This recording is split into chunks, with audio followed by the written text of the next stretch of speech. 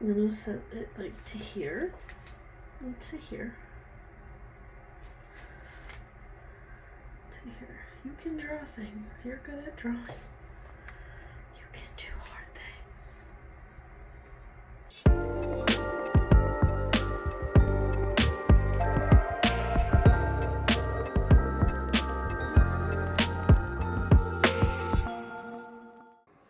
Hello and welcome if this is your first manuscript video. For this journal entry, I am creating a spread to wrap up my January reading, starting with a drawing of a cozy girl reading in the corner. I hope you enjoyed my little opening pep talk. I'd like to say I don't have this personal crisis every time I try to draw, but that might be a lie. I put a lot of pressure on myself to make things perfect, something I have mentioned on the channel before, and even a very simple drawing like this is no exception to that. I have minimal training when it comes to drawing outside of extensive notebook doodles in middle and high school, so showing people anything that I've drawn is pretty scary. Hence the need for the pep talk. So to help myself out a little, I mapped out a frame for the picture on my page by marking in the corners, and I also added a frame around a picture of a graphic that I'm using from Canva, which I have sitting next to me on my laptop. So if you see me kind of gesturing over or my arm moving, that's what I'm looking at. This gives me some kind of reference points to keep the drawing proportionate as I work on the different features of the girl. And if you're really new to drawing, it would also help to add the grid graphic in Canva that matches up with the grid of an A5 page, which is available under graphics in Canva. You can also set up a page that is an A5 size and apply the graphic so it looks exactly like your journal, and you can kind of go point by point and have a very clear reference of how to draw something. So if you're trying something out, you just want to be a little creative in your journal, but you're scared of the drawing, just another way that you can do it. But it does allow you to match up your drawing with something you have on a Canva document. But I am not an expert on drawing, so I will not try to offer any more tips or tricks about how to do this. But for me, a reference image is always helpful. I dream of the day that I can just sit down and draw, but that is not this day. I need those graphics or images to pull from, and even then, I am going to take my sweet time on it. So here I am, drawing out my girl. I hope you enjoy.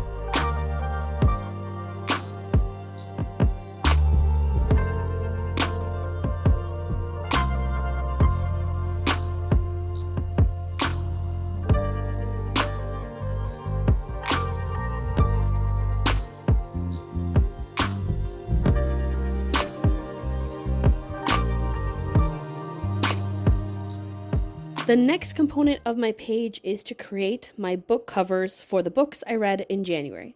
Now, the easy way to do this would be to just print book covers, obviously. However, I do not own a printer, and I'm not going to buy one because, well, please see my spending tracker video for explanation. Link will be in the description. Instead, I like to make a super simple version of the cover, sometimes just the color and title, and that is what I am doing here. To make these little book stickers, I used a standard piece of sticker paper, and again, good old Canva graphics. Using the A5 page template in Canva, I laid out the size of book I wanted, and then I just copied those same graphics onto a regular 8x10 page to get as many printed on a page as possible to maximize the use of your standard sticker paper stuff. Then I just cut out as many as I need for each month. This month, I managed to finish 6 books, which for me is a big win. Sometimes I go for a pretty accurate representation of the cover. Sometimes I get lazy and I just color it all in blue because I didn't even like that book that much. I'm looking at you, husbands and lovers. And sometimes I try and make a weird little stick figure monster person, which you'll see when I color in the house of my mother. But really, it's just a quick little way for me to capture what the book was, what it looked like, and to create a visual to go next to the little review that I like to write in my journal.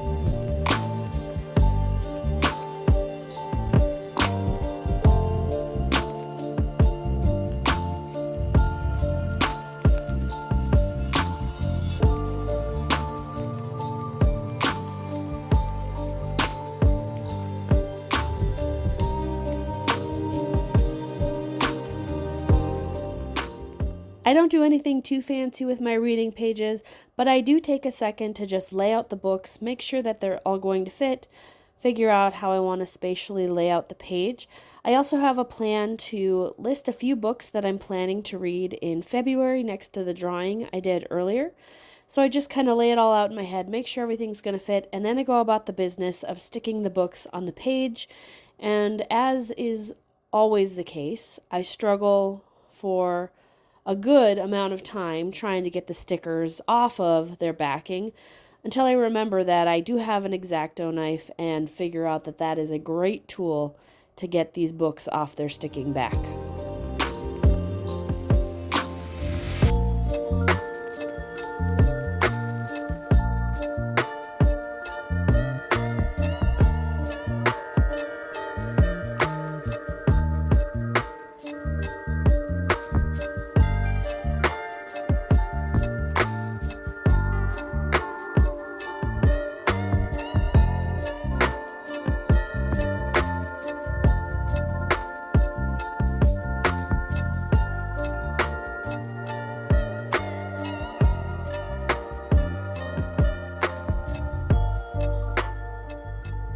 The first book I read this month and this year was American Predator: The Hunt for the Most Meticulous Serial Killer of the 21st Century by Maureen Callahan. I know, starting the year on a very positive note. I am a very big fan of true crime and nonfiction, but I actually picked this book out because of the author. Last month, I read Ask Not, The Kennedys and the Women They Destroyed by Callahan, and I was absolutely obsessed with that book. So I wanted to read more by her, and this came up. I actually ended up giving this a 3 out of 5 on Goodreads because, first of all, I was really surprised that it was a story I had never heard of before because, unfortunately, and probably very unhealthily, I have watched a lot of true crime. But it was a really careful look at where this particular investigation kind of went wrong until it kind of went right. But the thing that kind of held it back for me is that it got really repetitive with the interrogation portion. And then it felt really kind of rushed in how it was resolved. And I know that that's how it actually resolved, but I think there was more to be told about that time period and how that happened. It just kind of seemed like it was building up to something and then ended abruptly. So again, just my opinion on this one, a 3 out of 5, but was definitely very interesting for me as a true crime fan. The second book I read, well, actually listened to, was The Small and the Mighty by Sharon McMahon, and I absolutely loved it. I've actually never been an audiobook person. I'm trying to listen to some nonfiction options just as something to listen to in the car to and from work. And so I picked this one up because it was like the number one audiobook from last year, and I have no regrets in doing that. There is something so empowering about the stories that McMahon shared in this anthology of America's unsung heroes. I loved that they were interwoven, that the stories kind of all connected in some way, but that ultimately it was just about our country's foundations and what makes America actually great. So I think it should be honestly required reading for all U.S. history students. It's incredible. Highly recommend. Even if you are not a big history buff, I think it was a really great story that as Americans we should all read. Take My Hand by Dolen Perkins-Valdez is a very special book. I claim to be pretty well versed in American history, but this was really eye-opening and honestly devastating. So I say that with a little bit of a warning. If you're not looking for a heavy book, this is not it. It tells the story of a woman who gets her first nursing job working at a family planning clinic in Montgomery, Alabama in the 70s. And knowing it was based on true events was honestly really difficult to stomach, but it was also something that I didn't know about, but I think that all American women should know about, especially right now.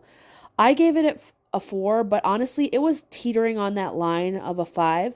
The only thing that kind of I don't find very memorable about it was the writing style, so I think that's kind of why I stuck it at a 4, but it's definitely a book that I loved and that I've been recommending like crazy. So Take My Hand by Dolen Perkins-Valdez is definitely a book that I would recommend for historical fiction fans. So I'll admit the next one I grabbed was completely because of the booktube hype, but I did read The Wedding People by Alison Espach. I hope I'm saying that right. And it was really good. I think ultimately the plot did get a little bit predictable after the first couple chapters, but it didn't really bother me so much because I did find the characters to be really interesting. And so I did give this one a 4 out of 5. Ultimately, there was kind of something that happened near the end that kind of ruined the kind of progress of the story for me and the progress of the main character. But I really did like it, and I think I read it over the span of maybe 2-3 days. I remember staying up very late one night because I just had to finish it. So that is the sign of a great book. Definitely recommend if you like romance or not, literary fiction. I think it's a really enjoyable book for lots of different readers.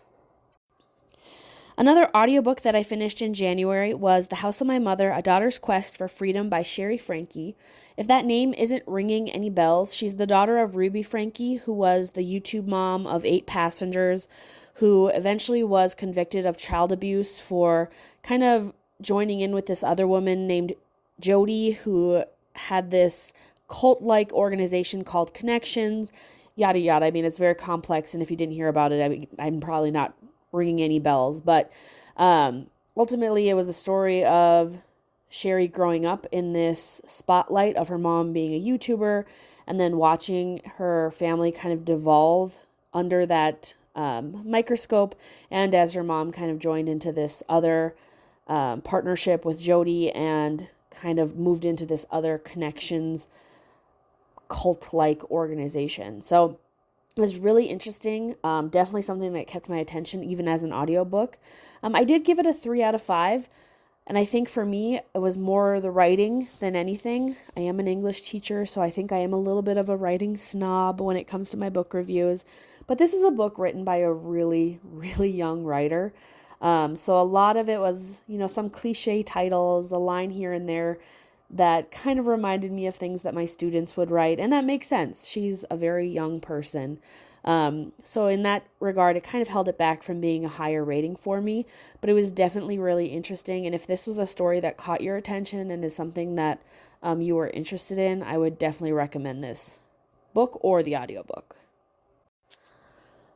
The final book I read in January wasn't actually the last book I read, but I leave it till the end because it's one that my rating changed on multiple times. And that's Husbands and Lovers by Beatriz Williams. I actually picked it up because earlier this year, and I've mentioned it on the channel a couple times, I've been trying to do things to kind of get out of my comfort zone and try new things. So I wanted to try a digital book club, and Leave It to the Pros is a book club that is on YouTube, and I figured I would see what they were about. So I picked their January book, read it, and then participated in the book club. But I will tell you, the book is not good. I mean, I read it and I read it pretty fast, and it kept my interest. But I don't think it kept my interest for the right reasons, to be honest. It markets itself as a historical fiction because there's two timelines or two storylines happening.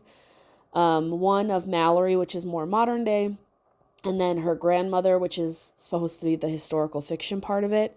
And her grandmother's story is the one that's actually interesting. When we meet her, she's a woman who's married in Egypt, and she has this illicit affair.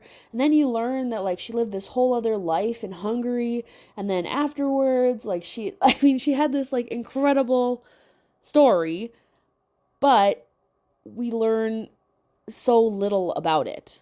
The majority of the book is spent in the present timeline, which is kind of this superficial romance that is too idealistic for me and problematic in some ways about how the characters interact. And I was disappointed. When I first finished it, I kind of gave it a 3. But then as I sat on it and then I went to the book club and listened in, I was like, no, this is a 2, maybe at best. And those are the 6 books I read and finished in January. To finish off the page, I wanted to put a quick February TBR.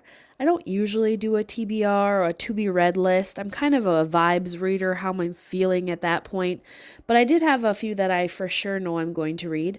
And the first one is to actually finish the book I'm currently reading, which I'm almost done with, which is Demon Copperhead.